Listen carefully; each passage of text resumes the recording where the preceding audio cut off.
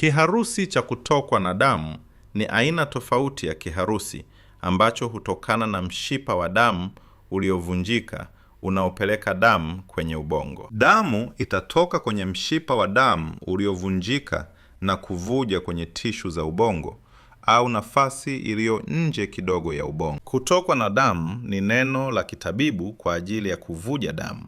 Na ikiwa damu itaingia kwenye tishu za ubongo kutoka kwenye mshipa wa damu uliovunjika, inaitwa kutokwa na damu ndani ya ubongo. Ndani ya ubongo maana yake ni intracerebral.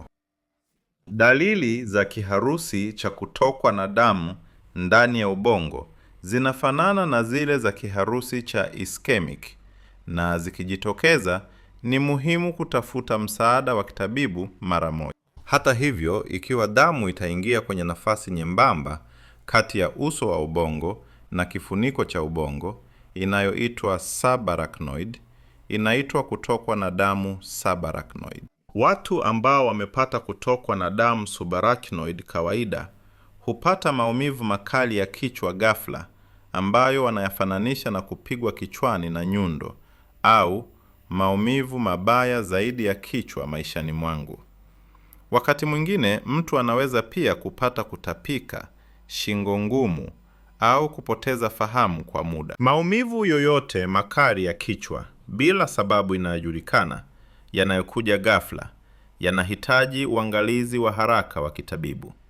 Mishipa ya damu inaweza kuharibika au kuvunjika kwa sababu nyingi. Shinikizo la damu la juu au hypertension vinaweza kuharibu mishipa ya damu na kusababisha kuvunjika. Hii ndiyo sababu ni muhimu kuhakikisha viwango vya shinikizo la damu vinadhibitiwa. Mishipa ya damu inaweza pia kuvunjika kwa sababu sehemu ya ukuta wa mshipa wa damu imekuwa dhaifu na kusababisha kuvimba kutokana na shinikizo la damu au sababu nyingine, kwa mfano uvutaji sigara.